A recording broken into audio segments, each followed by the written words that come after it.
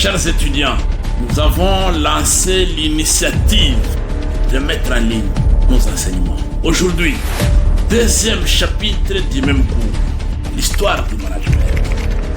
Il est question de vous expliquer comment cette discipline scientifique a-t-elle évolué dans le temps, étape par étape.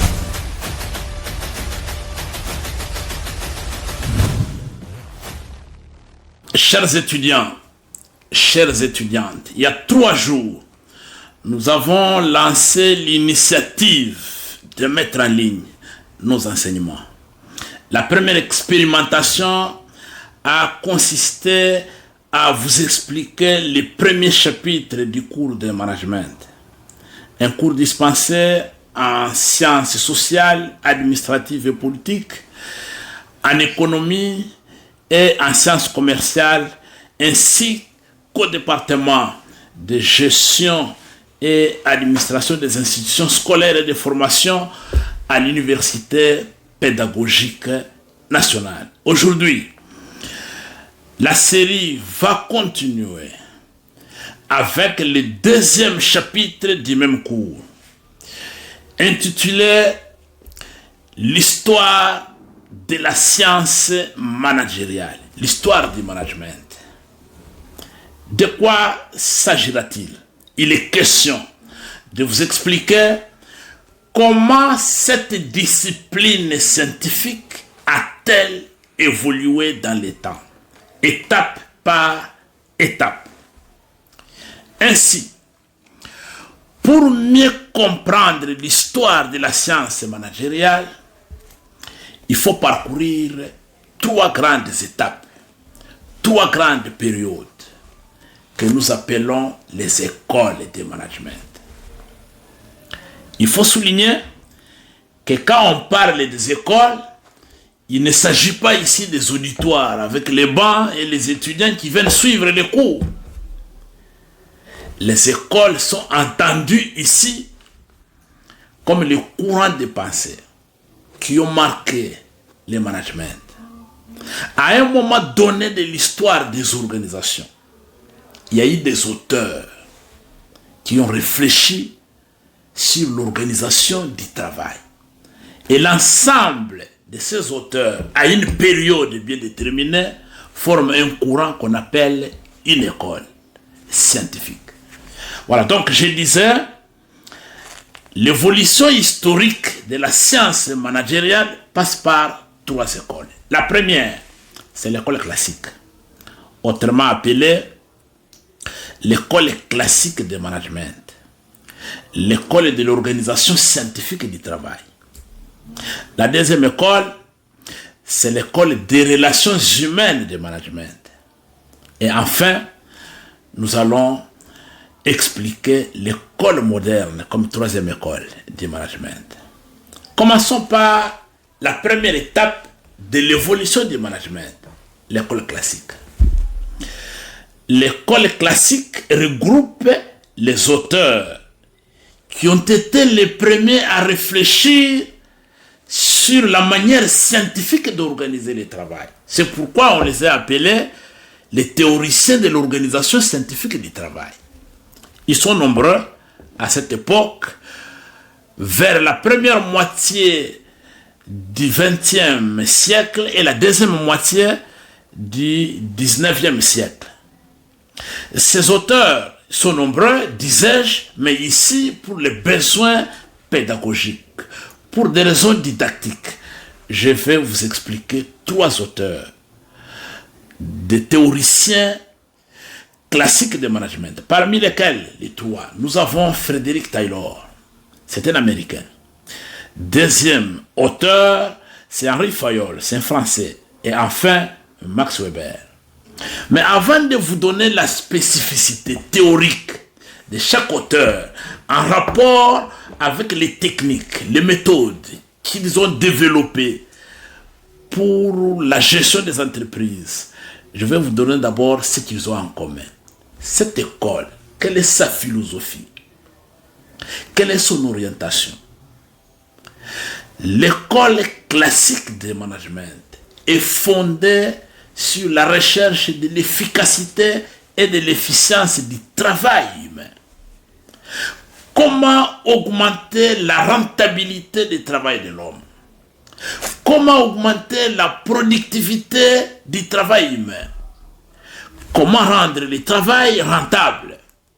Voilà pourquoi ces auteurs ont une dimension des robots, une dimension qu'on appelle la dimension de robotisation de l'homme, une dimension de l'homme-machine, et qu'on a dénommé la conception économique de l'homme. L'homme est considéré comme un producteur, comme une machine qu'il faut tourner. Et c'est à cette époque qu'on développe la théorie du bâton et de la carotte. Parce que l'homme doit travailler et il doit produire davantage. Vous lui donnez la carotte s'il travaille et qu'il est fatigué, et s'il résiste au travail, il faut appliquer le bâton. Cette dimension qui considère l'homme comme une machine a été développée par les trois auteurs dont je viens de vous dire. Et ces trois auteurs se sont attachés chacun à un aspect scientifique de l'organisation du travail. Nous commençons par Frederick Taylor, l'Américain. D'abord, il faut noter que sa préoccupation principale, c'est l'organisation du travail de l'ouvrier. Comment amener l'ouvrier dans les ateliers à plus produire? Et pour cela, il conçoit une théorie en deux volets. Le premier volet est constitué essentiellement des techniques de gestion. Et le deuxième volet, les techniques de gestion qu'on peut appeler les principes d'administration. Et l'autre volet est constitué des mécanismes d'administration. Alors, au lieu de m'étendre volet par volet, je préfère vous donner ce qu'il a conçu comme principe, comme méthode, pour rendre le travail de l'ouvrier plus rentable et plus productif. Frederick Taylor vous propose que pour plus d'efficacité et d'efficience, pour plus de rentabilité de l'entreprise, la première des choses à faire, vous devez scientifiquement étudier chaque tâche. Et lorsque les tâches sont étudiées scientifiquement, il faut les diviser. Et les tâches divisées en unités d'activité sont confiées aux professionnels qui en ont la qualification. Et il dit, les tâches sont confiées aux meilleurs qui en ont la capacité et la compétence. Il faut le meilleur homme à la meilleure tâche. La meilleure tâche est confiée au meilleur homme. En français facile, on dit l'homme qu'il faut à la place qu'il faut. À partir du moment où les tâches sont divisées et chaque unité d'activité est scientifiquement étudiée pour découvrir les contraintes et les difficultés de son exécution, et que vous avez trouvé l'homme qu'il faut à la place qu'il faut, Frederick Taylor vous conseille de payer et d'encourager ceux qui font correctement le travail. Mais comment cette rémunération se fait? C'est à la pièce. Moins vous produisez, moins vous êtes payé. Plus vous produisez, votre salaire augmente. C'est pour décourager les fainéants qui profitent de leur présence au travail et présenter les résultats des autres. Chaque agent au sein de l'entreprise est coté et rémunéré en fonction de sa production. Et il insiste sur la gestion du temps. Le temps, c'est l'argent. Le temps perdu ne meurt jamais sans se venger. On ne peut pas gaspiller le temps, avoir passé plusieurs heures au travail au lieu de passer les heures de travail. Voilà brièvement ce que Frederick Taylor vient proposer. Les entrepreneurs de son époque qui étaient confrontés aux difficultés de gestion sont informés que pour plus d'efficacité, de rentabilité, de productivité, il faut diviser les tâches, les étudier scientifiquement et confier chaque unité d'activité séparée à une personne qui en a la compétence et la qualification. Gérer le temps du travail et encourager par des primes, par des rémunérations conséquentes à ceux qui font correctement le travail. Alors, comme je le disais, il a consacré son temps, Frédéric Taylor, au travail de l'ouvrier. Mais vient alors le troisième auteur, Henri Fayol, qui pense que le travail de l'ouvrier avait déjà été bien conçu, bien pensé par son prédécesseur, et que l'ouvrier n'était pas le seul facteur de production au sein de l'entreprise, et que le travail de l'ouvrier doit être conçu par les cadres.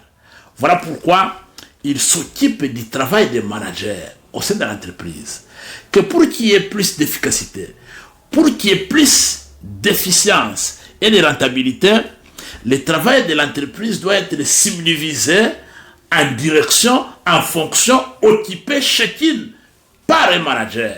C'est ainsi qu'il subdivise l'entreprise en 6 fonctions. La première fonction, c'est la fonction technique. Dans la fonction technique, l'entreprise doit produire, doit fabriquer et doit adapter les produits ou les services.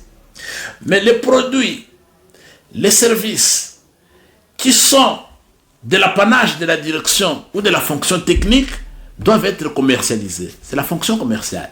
Là, il y a la vente, l'achat et l'échange. Et quand vous faites ces opérations commerciales, vous gagnez l'argent et l'argent doit être géré par la fonction financière. Cette fonction financière est la troisième, mais qui est suivie par la quatrième fonction, qui est la fonction de sécurité, parce que là où il y a l'argent, il y a la convoitise de tout le monde. Il faut sécuriser l'argent. Il faut avoir un service de sécurité. Voilà pourquoi aujourd'hui vous avez non seulement des services de sécurité des entreprises, mais aussi des services de sécurité privés qui sont loués pour sécuriser les organisations. Ça, c'est la quatrième fonction de l'entreprise. Ainsi vient la fonction comptable, cinquième fonction.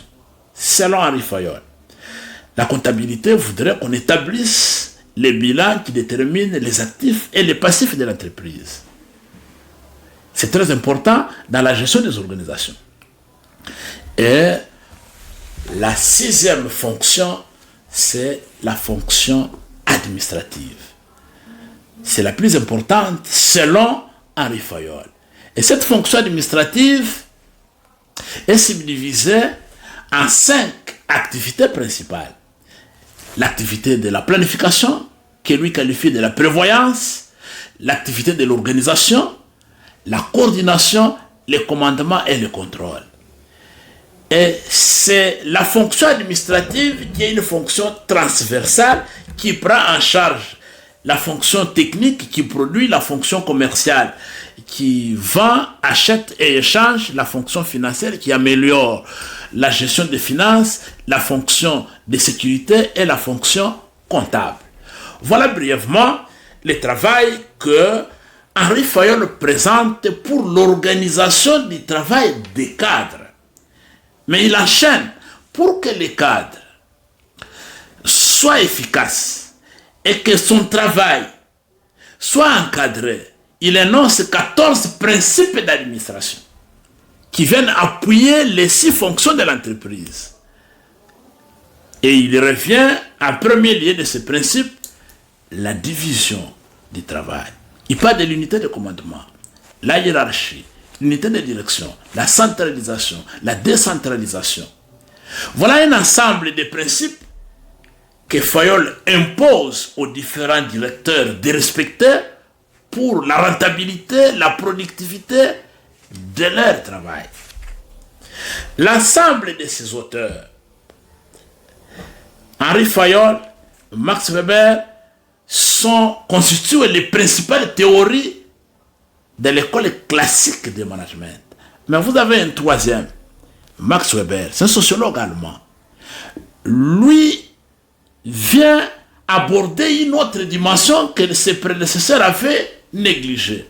C'est la structure de l'entreprise. C'est mieux de s'occuper des ouvriers, comme l'a fait Frédéric Taylor. C'est mieux de s'occuper des cadres, comme l'a fait Henri Fayol.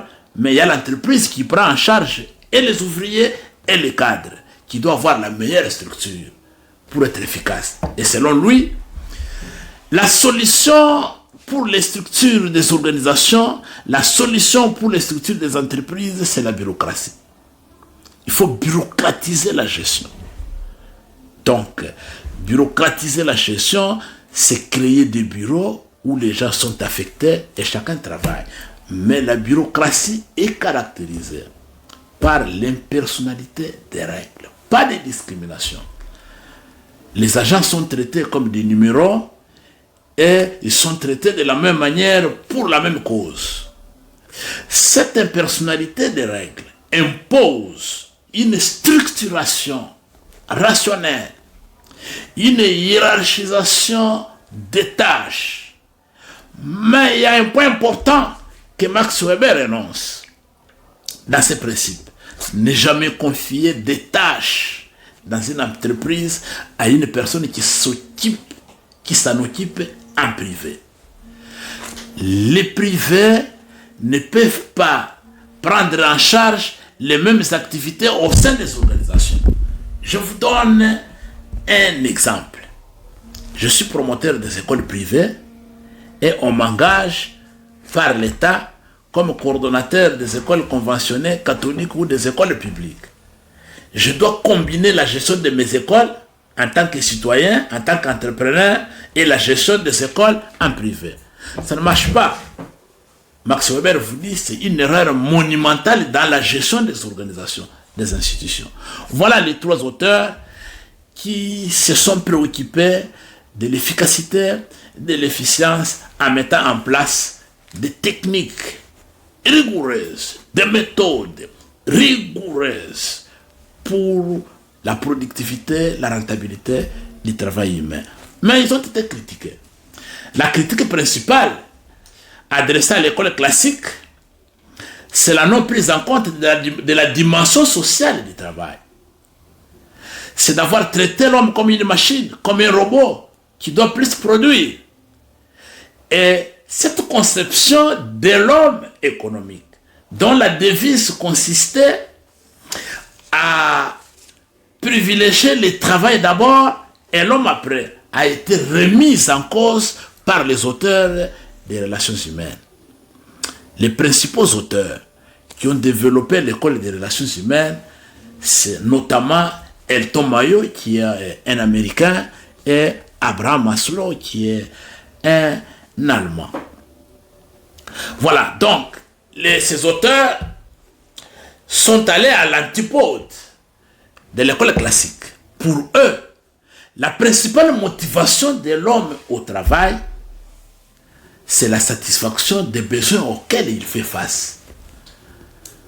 L'homme a des besoins qu'il ressent. Si vous ne tenez pas compte de ces besoins, donc ça va impacter sur le travail qu'il doit faire. Et il conseille de s'occuper d'abord de l'homme et par la suite, l'homme va s'occuper du travail. C'est la conception de l'homme social ou c'est la conception sociale de l'homme. Maslow a développé la pyramide des besoins avec les 5 échelles qui commencent par les besoins physiologiques, les besoins de sécurité, les besoins sociaux qui sont les besoins d'appartenance, les besoins d'estime et de considération, ainsi que les besoins de réalisation.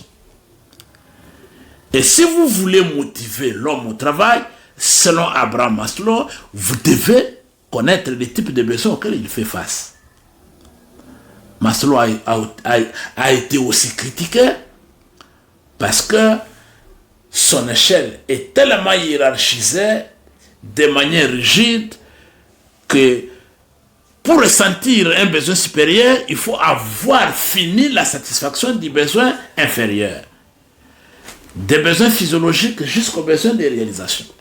Mais le plus important à retenir, dans la philosophie des recherches des auteurs des relations humaines, c'est l'intégration dans la motivation des aspects psychologiques.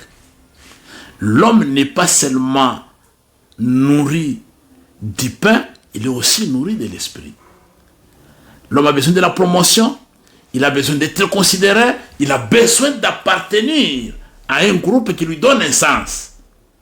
Tous ces facteurs liés à notre psychologie motivent l'homme au travail. Troisième école, c'est l'école moderne de management. L'école moderne vient intégrer une nouvelle dimension qui est la dimension de l'environnement. C'est mieux de s'occuper de la production comme à l'école classique. C'est aussi mieux de s'occuper des besoins humains comme à l'école des relations humaines. Mais il faut tenir compte de l'environnement. Aujourd'hui, l'environnement exerce une influence réelle sur l'exécution des tâches. Nous avons les nouvelles technologies qui connaissent une vitesse de croisière. Nous avons aujourd'hui le téléphone, nous avons l'Internet, il y a des éléments environnementaux qu'on n'avait pas hier. Et aujourd'hui, auxquels il faut s'habituer. Et si vous ne tenez pas compte de l'évolution de la société, sur le plan technologique, sur le plan démographique, donc vous êtes dépassé. Alors, les managers modernes développent 5 approches pour bien comprendre la différence entre les managers traditionnels, les managers des relations humaines et les managers modernes. Il faut bien maîtriser les 5 approches du management moderne. La première de ces approches, c'est l'approche de l'excellence. Dans le management moderne, on vous conseille de ne faire que ce que vous savez bien faire. Pas de bricolage. Vous ne pouvez pas continuer à bricoler la gestion des institutions, des organisations, tout simplement parce que ça va vous procurer des gains personnels. Avez-vous appris à faire ce que vous voulez faire? Ça, c'est l'excellence. Nous avons l'approche systémique qui nous demande de prendre en compte l'environnement. Aujourd'hui, l'entreprise, l'organisation, les groupes humains sont considérés comme des éléments interconnectés de l'intérieur comme de l'extérieur et qui s'exercent d'influence mutuelle. Au-delà de l'approche systémique, nous avons l'approche de la contingence. Tout dépend de tout. Mais il faut savoir quel est l'élément moteur, le facteur le plus important qui a l'influence sur ce qui se passe. Et nous avons l'approche scientifique du management, où on nous conseille d'utiliser les procédés mathématiques, les techniques statistiques dans la résolution des problèmes. Enfin, on a l'approche japonaise. L'approche japonaise a été conçue pour comprendre les miracles japonais. Après la Deuxième Guerre mondiale, le Japon était considéré comme fini, s'est réveillé comme un géant et s'est classé parmi les 5 premières puissances économiques du monde. Et on a trouvé que le management japonais est fondé sur l'action et moins de théorie. Et on nous demande d'avoir le goût de l'action. Donc voilà brièvement, nous allons développer ces approches dans d'autres chapitres, mais aujourd'hui, le plus important pour ce chapitre consacré à l'histoire du management est de retenir que brièvement, le management dans son parcours a 3 grandes périodes. La période de l'école classique, la période de l'école des relations humaines et la période du management moderne aujourd'hui. La première école classique s'est caractérisée par cette robotisation continue de l'homme qui est considérée comme une machine à produire. Tandis que l'école des relations humaines a mis l'accent sur les besoins humains qu'il faut satisfaire pour motiver l'homme au travail. Enfin, l'école moderne, avec toutes ses approches, considère l'environnement comme un élément important dont il faut tenir compte, sinon vous êtes dépassé. L'environnement, dans toutes ses dimensions politiques, sociales, culturelles et économiques, doit être pris en compte pour bien gérer les organisations. Voilà, chères étudiantes, chers étudiants, la synthèse que vous pouvez retenir brièvement comme évolution et la trajectoire scientifique du management. Mais je vous conseille à beaucoup lire. Vous devez beaucoup lire, acheter de moins en moins les habits, de moins en moins les cheveux artificiels. Et vous achetez de plus en plus les ouvrages. Il faut lire. Le monde scientifique, c'est un monde où on respecte ceux qui lisent, ceux qui écrivent. Nous avons des ouvrages. Par exemple, là, je viens de produire un ouvrage de référence, l'analyse stratégique en pratique. Et c'est sur des cas de conflit dans l'administration publique de la République démocratique du Congo. Donc, vous avez besoin d'utiliser la méthode d'analyse stratégique dans la recherche scientifique au niveau des mémoires de DA, au niveau des thèses de doctorat, au niveau des travaux de fin de cycle. Vous avez un instrument scientifique qui se trouve en ligne sur Amazon et qui se trouve aussi dans les librairies locales en RDC. Je vous remercie. Chers étudiants, si votre demande, j'ai décidé d'enregistrer une série de vidéos dans lesquelles je veux vous dispenser en ligne l'ensemble des cours qui me sont confiés dans les différentes universités de la République démocratique.